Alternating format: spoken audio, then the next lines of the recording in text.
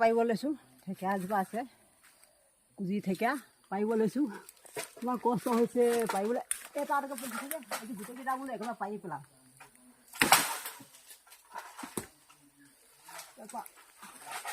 এটাতে কষ্ট থাকে তাতে থাকে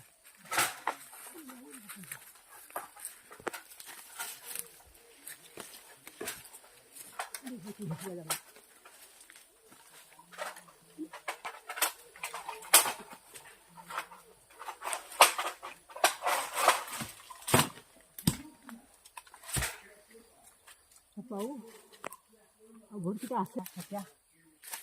বহুতকেইটা পৰিলে নহয় ইয়াতে পৰি থাকিলে নহয় ঢেকীয়া গোটাই থ'ব লাগিব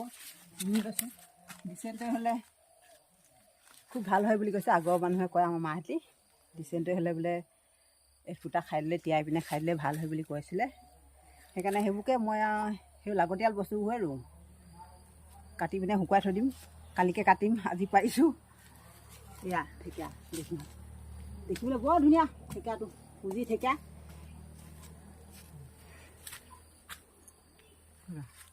আৰু আছে ন এয়া কালি ঢেকীয়া পাৰিছিলোঁ কালি পাৰিলোঁ আজি এয়া ধুই মেলি এতিয়া চফাকৈ ধুই লৈছোঁ ধুই পিনে কাটিম কাটি পিনে শুকুৱাবলৈও অলপ 3-4 দিন নহ'বই কমেও 8-9 দিন শুকুৱাব লাগিব তেতিয়াহে পূৰা গা পানীটো শুকাব তাৰপৰা চিচাৰ বৈয়ামত থৈ দিম তাৰপিছত কেতিয়াবা পেট চলিলে মানে পেটৰ অসুখ হ'লে খাব লাগিব এফুটা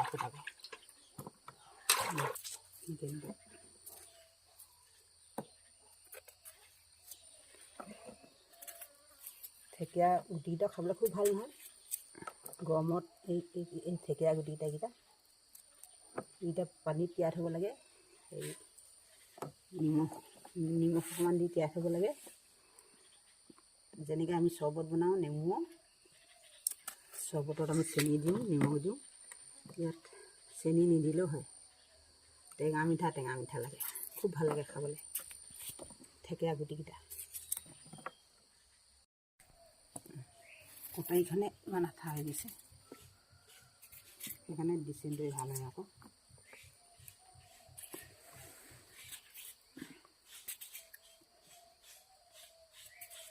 চবতে মিলাই দিম নহ'লে নুশুকাব কটা কেনেকুৱা গুটিখিনি ইয়াতে এনেকৈ কৰি দিব লাগিব